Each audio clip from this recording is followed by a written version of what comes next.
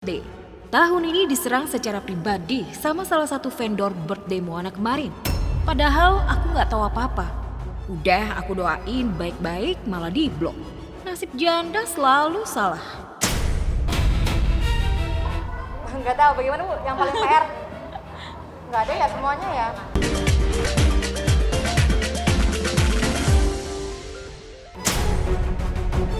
Tahun lalu ditipu markup budget birthday. Tahun ini diserang secara pribadi sama salah satu vendor birthday Moana kemarin. Padahal aku nggak tahu apa-apa. Udah aku doain baik-baik malah diblok. Nasib janda selalu salah. Nggak tahu bagaimana Bu, yang paling PR? Nggak ada ya semuanya ya? Semuanya lancar sih, kita semua udah benar-benar dimudahkan oleh Allah Subhanahu wa Ta'ala. Karma Israel 2 tahun berturut menggelar pesta Ulta Moana, namun tidak mengundang mantan suami yang juga ayahnya Moana. Ricis pun mendapatkan balasannya. Pesta Ulta mewah selalu diterpa masalah.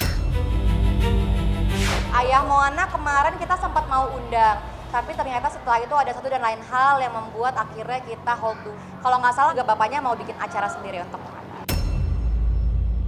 Kalau lagi sama aku, dia fokus sama aku, lagi sama ibunya pasti fokus sama ibunya. Sejak resmi 3 Mei 2024, Ria Ricis dan Teuku Ryan memang selalu membuat pesta Ulta terpisah untuk Moana. Ricis menggelar pesta Ulta yang megah, mewah, dan meriah. Sebaliknya, Ryan hanya mengadakan pesta Ulta secara sederhana. Tahun ini Ryan mengajak Moana merayakan ulang tahunnya bersama anak-anak disabilitas.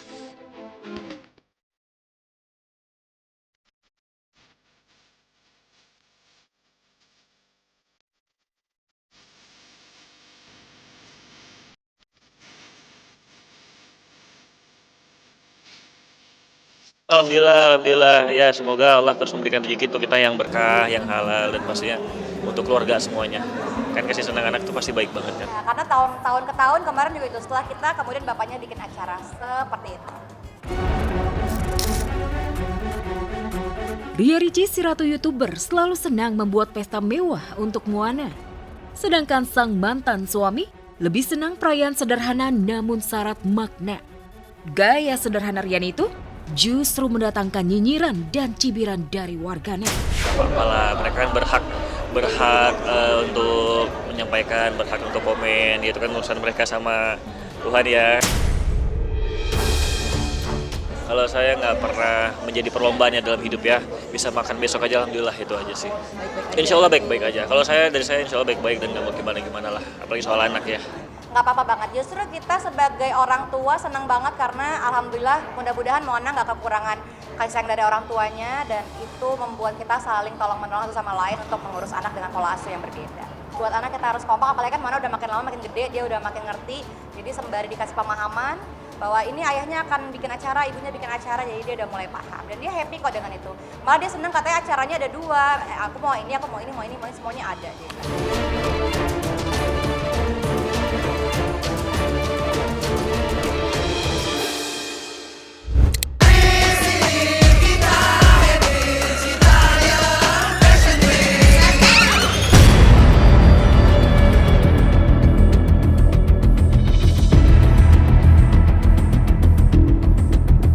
Masih ingatkah pemirsa dengan artis yang satu ini? Sempat tenar dan bikin heboh berkat aksi runway di Citayam Fashion Week 4 tahun lalu. JJ Slebeo tiba-tiba muncul membawa kabar mengejutkan.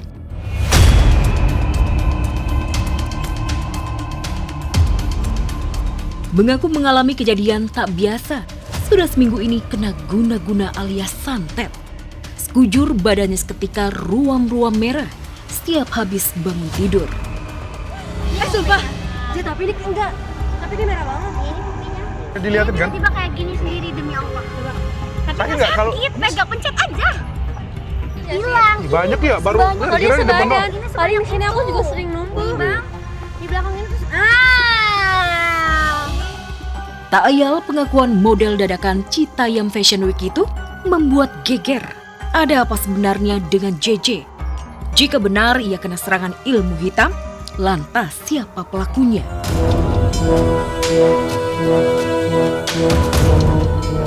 Yang pasti kemarin kepada tim kami, JJ blak-blakan mengaku sebelum sekujur tubuhnya tiba-tiba mengalami ruam-ruam merah.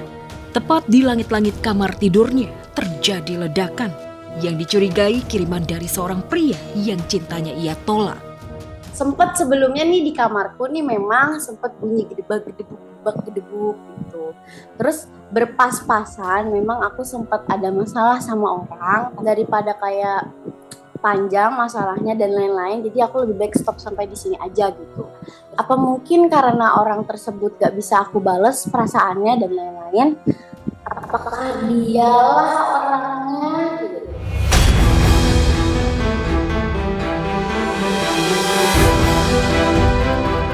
Apa yang dialami JJ Slebel rasanya sulit dibuktikan dengan logika. Tak bisa dijelaskan, tapi JJ benar-benar merasakannya. Lantas apa kata ahli supranatural? Benarkah selegram yang katanya berdarah Belanda Sunda itu kena guna-guna santet?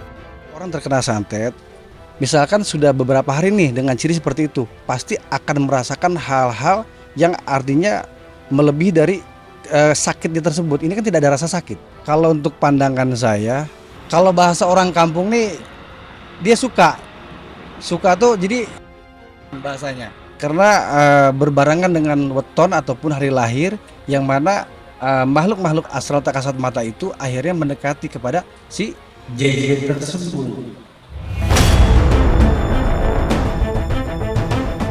Penerawangan ahli supranatural, cewek yang kini jadi selebgram ini bukan kena santet, tetapi memang ada makhluk astral yang selalu menempeli dirinya, hingga membuat hidupnya banyak masalah. Karirnya terus redup, sampai-sampai ia kembali ke asalnya yang bukan siapa-siapa. Roda nasib berputar, tak ada malam yang selamanya kelam.